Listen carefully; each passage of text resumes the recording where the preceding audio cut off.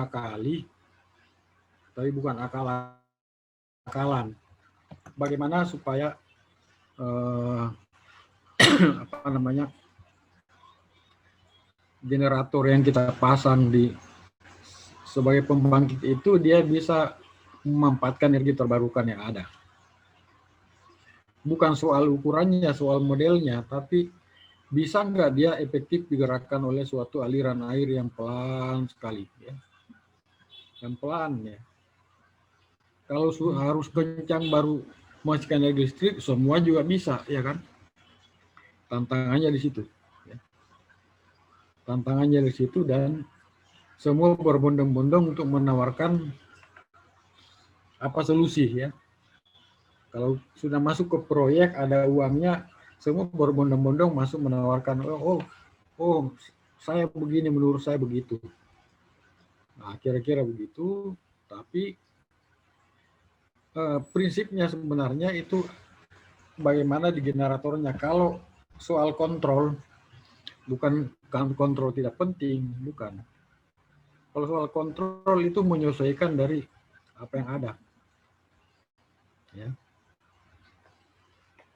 Jadi di energi terbarukan kontrol itu nomor 2. Cuma terkadang ada juga yang selalu menomorsatukan kontrol di mana-mana kontrolnya, walaupun sebenarnya tanpa dikontrol juga sama aja sebenarnya, nggak akan ada hasil itu.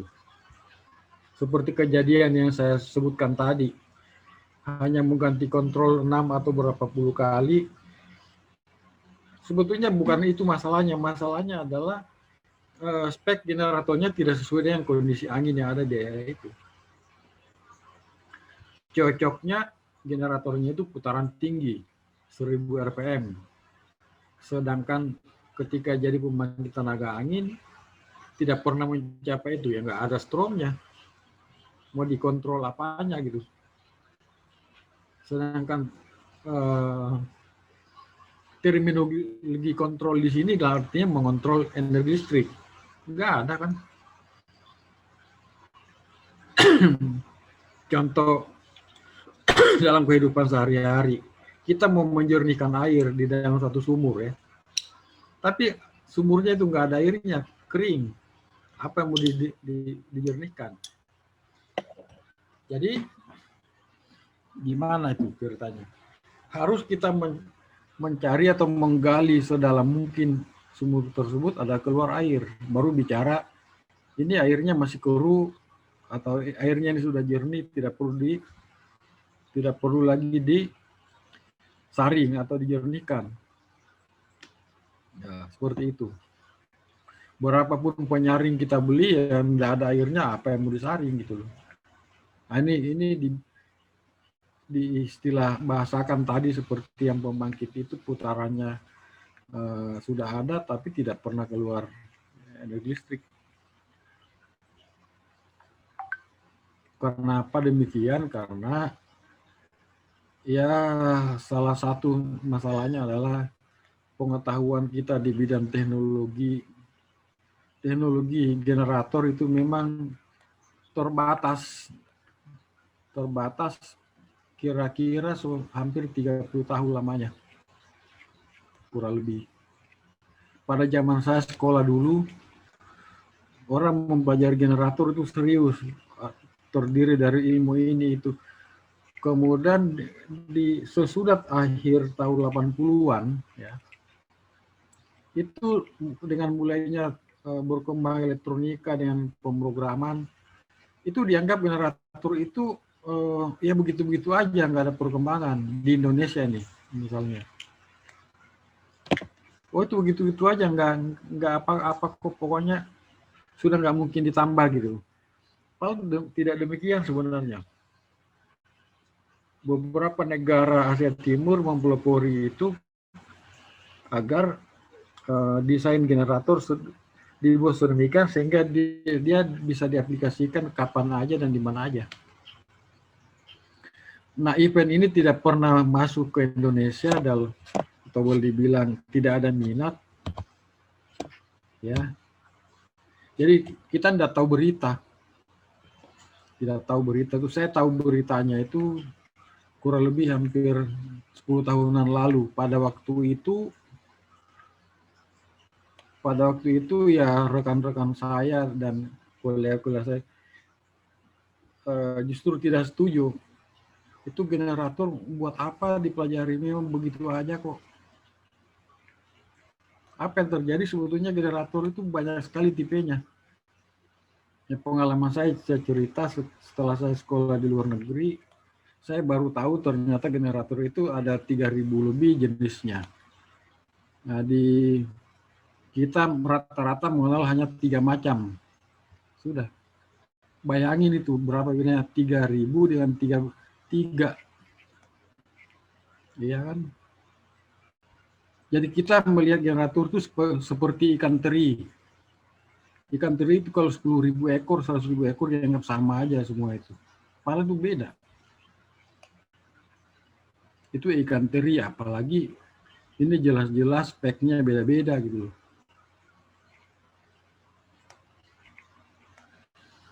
Jadi event itu misalnya ICEMS. Di ICEMS itu konferensi desain mesin listrik dan energi terbarukan, rata-rata per tahun itu jumlah proposal 400 sampai 700 paper, 700 peserta.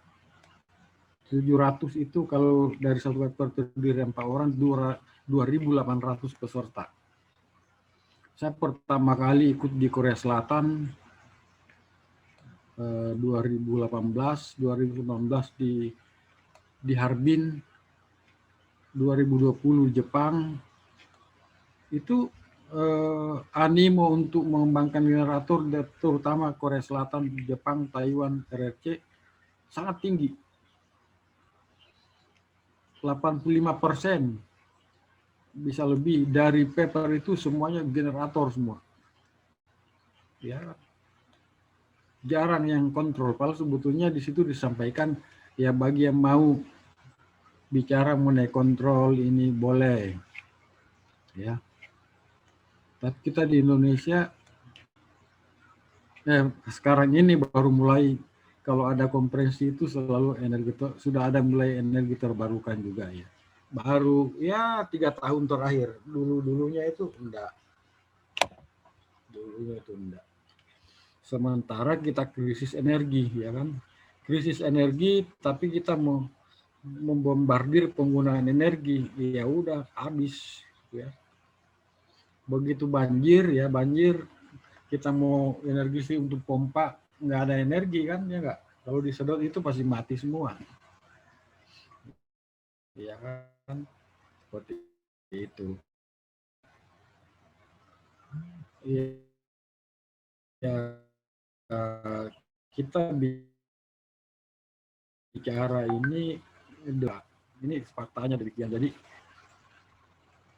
ya harus berjibaku untuk memahami energi terbarukan yang baik. Ya, apapun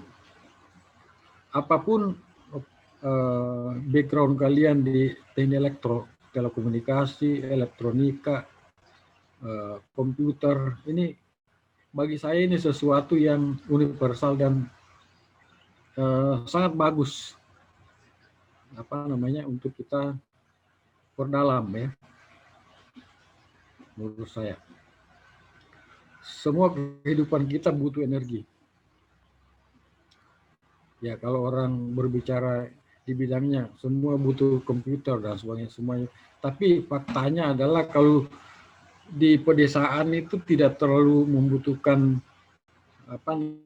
misalnya ATM, ya, belum membutuhkan begitu. Tapi yang namanya energi mereka sangat butuh penerangan minimal, walaupun cuma misalnya satu rumah 450 watt itu sudah sangat perlu. Tapi kalau kita mau mengembangkan yang tidak ada hubungannya di situ, ya kasihan kan. Karena tidak mungkin kita menghasilkan misalnya begini, saya mau katakan begini, kita berternak unggas, kita akan mendapatkan telur, ya kan? Bukan menghasilkan kuda. Nah, ada orang yang berprinsip ya kalau saya lakukan ini maka yang lain juga bisa. Nah, banyak yang kayak gitu.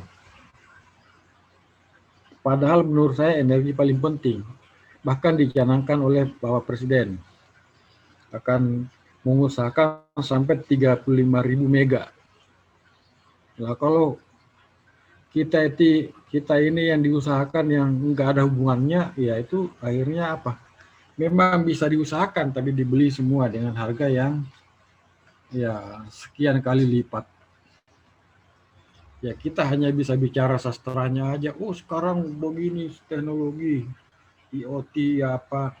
Padahal kita nggak pernah masuk di situ, ya. Tidak pernah bisa melihat sebetulnya itu apa gitu loh. Saya begitu. Ya.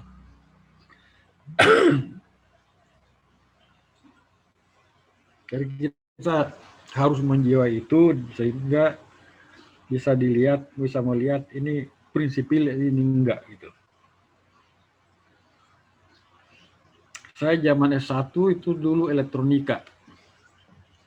Ya, cerita saya punya pribadi. Setelah 1 semester belajar elektronika, zaman saya dulu tahun 80-an, saya melihat ini elektronika agak sulit mengajar perkembangannya kalau orang yang kayak saya. Saya senangnya belajar sesuatu itu dengan jangka waktu tertentu.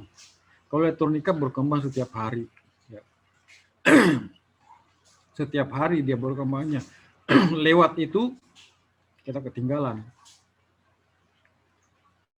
Apalagi tidak belajar 6 bulan, apalagi sekian tahun dia belajar. Ya, ketinggalan, hanya kita ke bagian cerita sastranya, ya kan.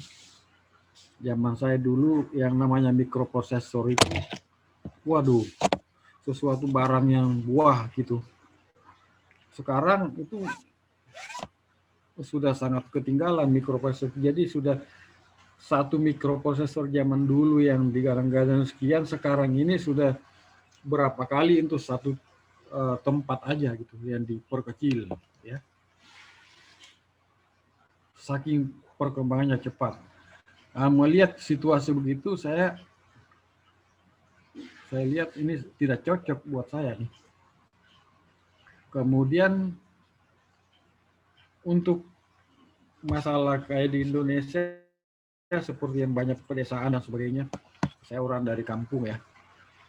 Sepertinya yang dibutuhkan itu yang lebih universal kayak generator gitu ya. Generator kalau di kampung itu walaupun flickernya lumayan, yang penting bisa menyalakan lampu 5 watt, 10 watt, itu orang sudah senang. Ya. Jadi saya memilih yang tradisional begitu.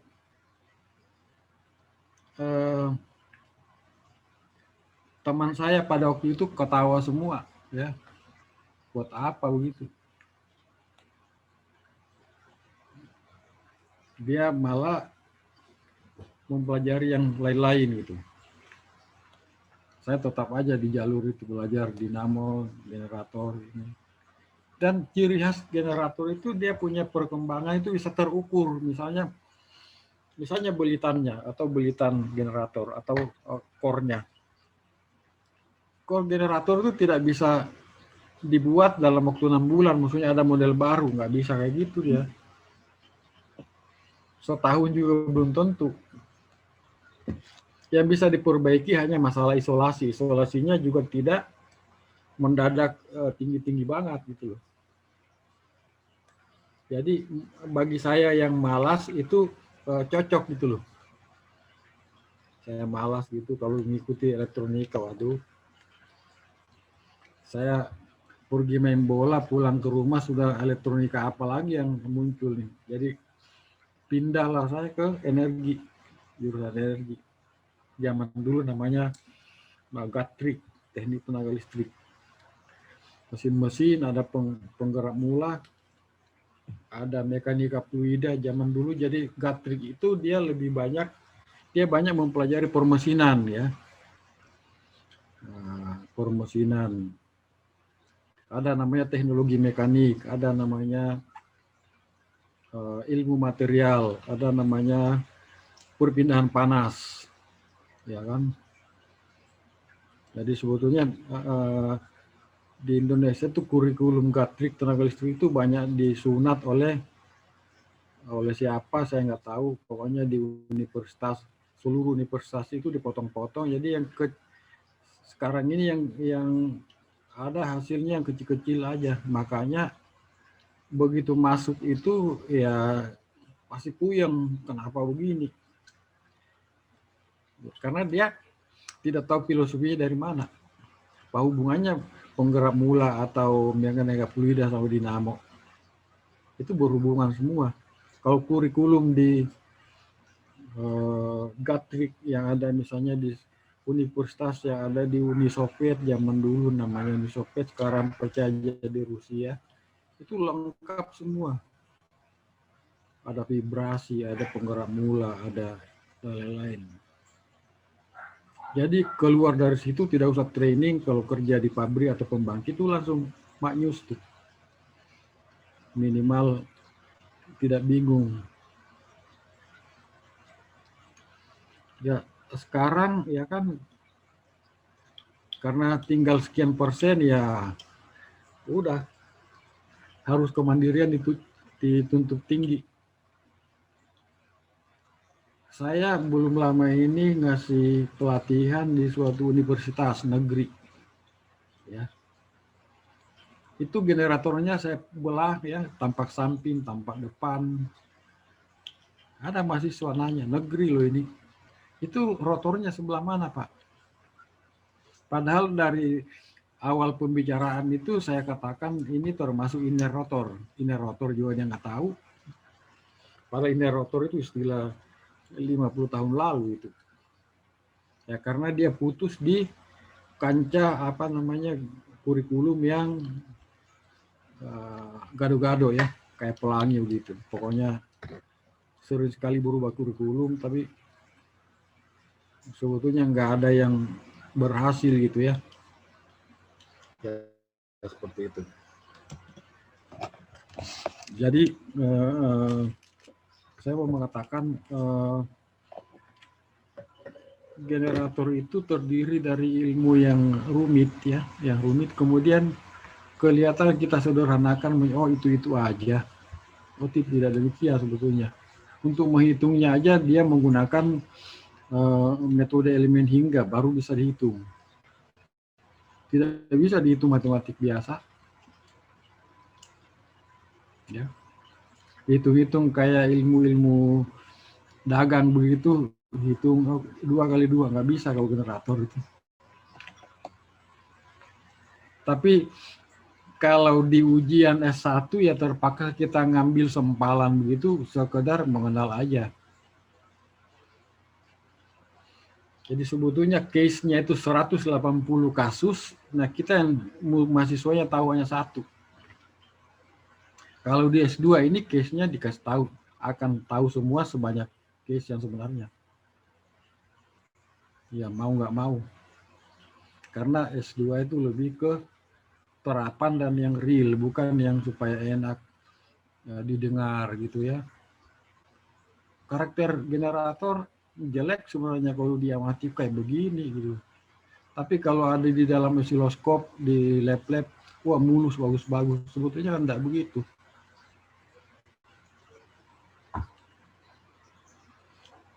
Tidak begitu. Jadi alat labnya juga entah bagaimana kok bisa bagus begitu. Padahal sebetulnya tidak demikian. Ya gitu. Ya itu bicara apa namanya, supaya di sini teman-teman termotivasi untuk belajar ilmu kelistrikan yang hubungannya dengan energi terbarukan. Ya kemarin kita belajar dasar-dasar mesin, nanti dalam aplikasi energi terbarukan itu harus nyata apanya yang harus ditambahkan sehingga dia bisa bergerak pada suatu keadaan yang sangat ekstrim ya. ya begitu. Tapi tentu saja ada satu catatan, dan itu selalu benar, bahwa yang namanya mesin listrik itu putarannya tidak boleh sama dengan 0 untuk menghasilkan energi listrik. Itu catatan, tidak boleh dibikin 0. Jadi berapapun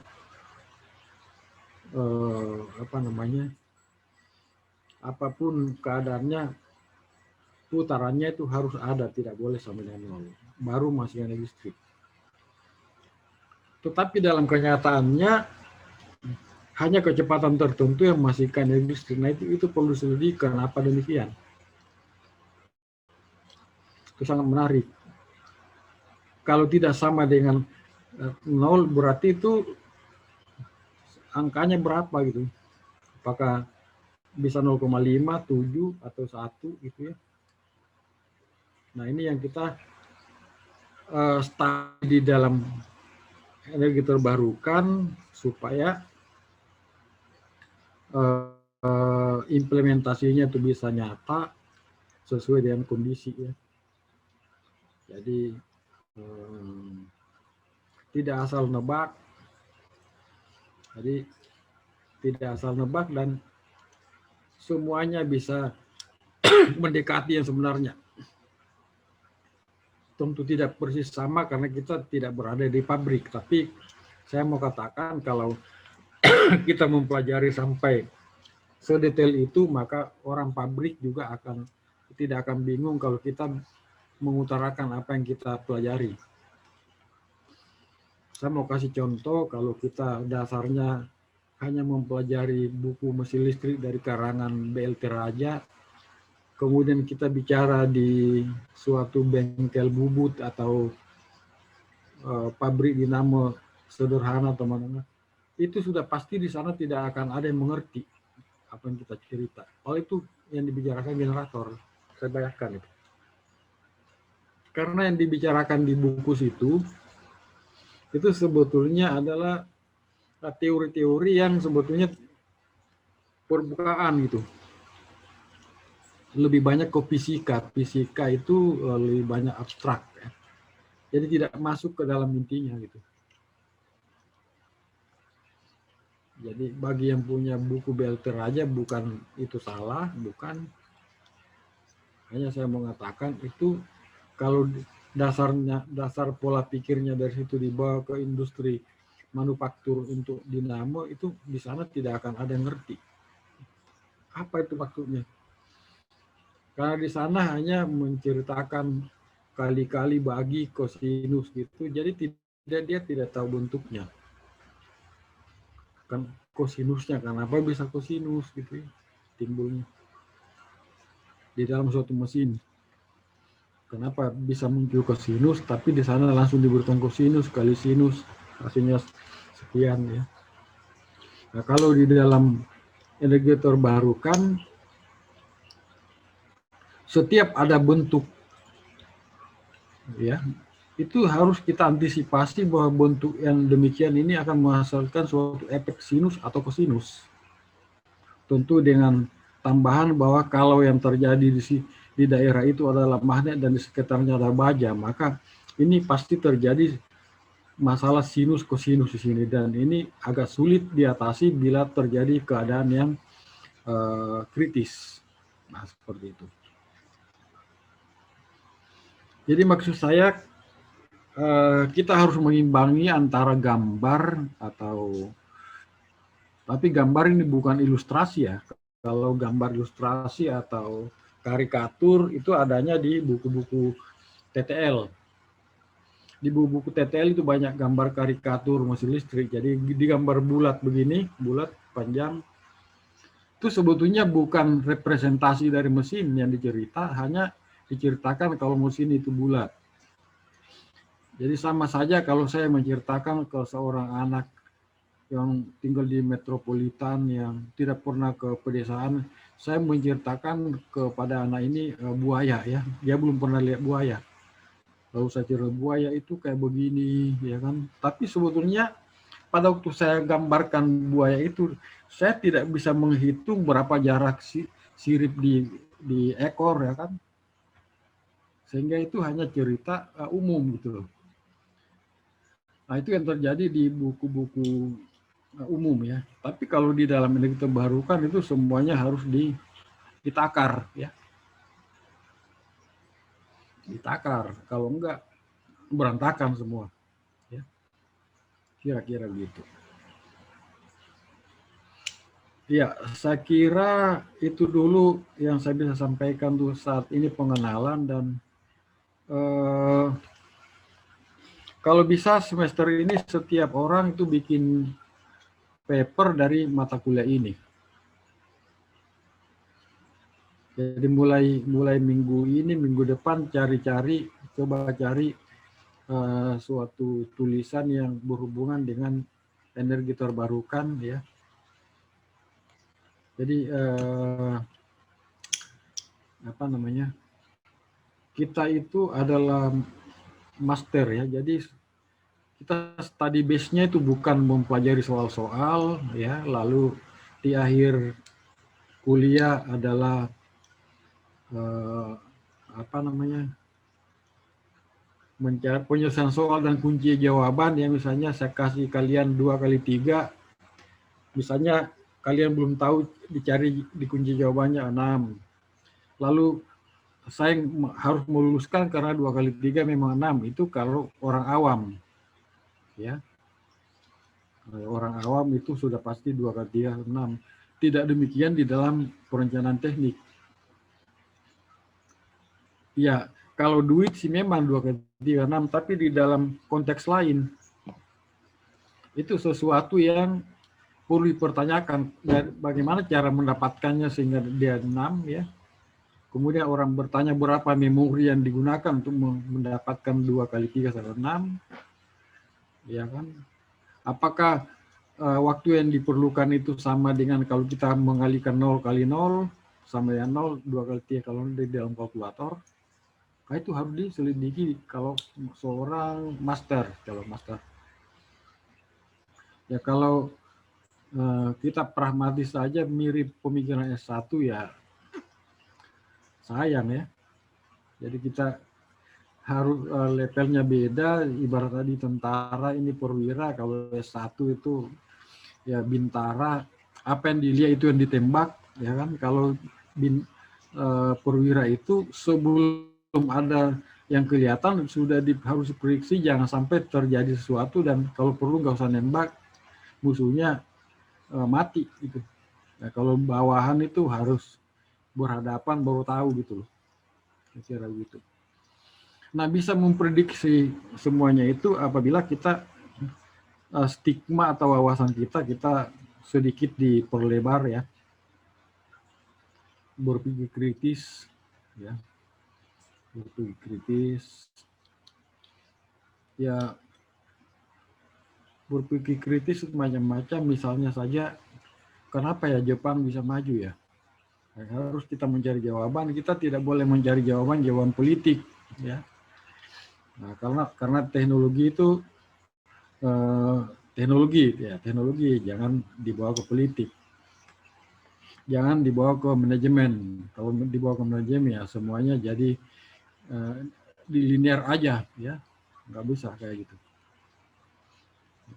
Jadi orang yang belajar teknologi tapi dia punya arah selalu ke manajemen atau yang di luar itu pasti tumpul dia punya skill ya. Kalau dia langsung berbuat itu pasti nggak bisa. Ya memang kita harus keringatan gitu ya. Kalau orang mentes kita di mana kita itu baru belajar atau belum pernah, ya pasti ketahuan kita nggak ngerti. Nah, kita harus belajar mengakui kemampuan kita sendiri. Memang itu tidak gampang ya, terutama bagi kita di Indonesia ya, tidak mau dilihat kelihatan bodoh ya. Kalau sebetulnya kalau kita menutupi itu justru memperlihatkan kebodohan sebenarnya. Jadi banyak caranya memperlihatkan kebodohan ya. Ya dalam tanda kutip. Bagi saya begitu. Jadi ada semuanya ada jenjangnya ya. Jadi kalian di sini master, calon master harus kuat di dalam report ya. Jangan sampai ditanya, kuliah di Atmajaya bikin paper berapa? Enggak ada. Waduh. Jadi dosennya juga nggak bisa bikin. Oh, kalau tidak bisa bikin jangan bawa nama saya bisa walaupun tidak banyak. Saya bisa bikin paper. Dan itu tidak gampang loh ya. Kita harus baca ini, baca itu ya. Nggak gampang itu bikin paper. Kalau membaca dari buku ya, kalau buku itu sebetulnya ringkasan dari riset ya, ringkasan dari riset, tapi di situ yang rahasia tidak dimuat. Kita hanya dapat ampas-ampasnya aja. Nah, ampasnya aja kita belum tentu kuasai semua. Katakanlah kita kuasai 80%. Jadi 80% dari ampas. Baru kita merasa sudah menguasai. Wah, celaka. Ya. Jadi kita harus berbuat try your best, kata orang-orang. Ya kan? Jangan selalu mau tampil katanya, oh dia bisa, sebenarnya enggak. Oke.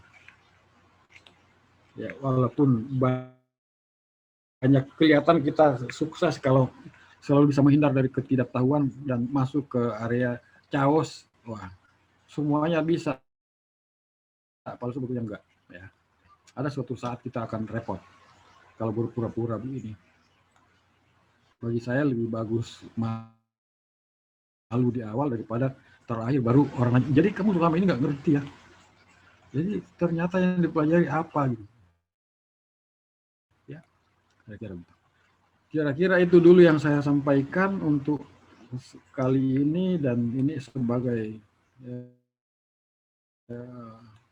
pemanasan buat kita semua, terutama buat saya, supaya kita bisa membuat publikasi minimal 1 ya, minimal 1 tiap orang ya. Itu juga nanti saya bantu, saya dampingi. Di sini yang mulai bikin publikasi kalau nggak salah Pak Willy sama Sarwono ya, betul ya? Mulai mensimulasi ya, betul? Iya Pak. Betul nggak? Iya Pak. Ya seperti itu. Mohon dibantu. Susah kan itu, susah. Itu susah kan? Puyeng Pak. Nah seperti itu. Tapi kalau itu fase itu dilewati itu pasti menyenangkan. Ya. Ini tidak gampang memang. Tidak gampang bagi mahasiswa, bagi dosen juga tidak gampang. Bukan berarti saya gampang begitu, enggak. Susah. Setiap kali bikin report itu pasti susah. Enggak ada. Kalau buku, kalau kita udah tahu sekali, kuncinya tahu, gampang. Kalau report, enggak. Tiap report, karpirtinya beda. Pembantahannya berbeda. Risikonya beda-beda. Ya. Ya tentu saja memang ada pengalaman, tapi bukan berarti kalau pertama bagus, keduanya bagus, enggak bisa. Suatu saat kita pasti paper kita nggak diterima. Suatu saat diterima, jadi itu berulang-ulang ya. Kalau isi dari buku, kalau kalian sudah pernah tahu, tidak akan lupa buka, atau lupa begitu dibuka langsung ingat. Tidak berbeda dengan report. Oke, sekian dulu ya. Terima kasih. Ini bagian dari cerita pendahuluan aja. Minggu depan kita akan mulai dengan karakteristik. Saya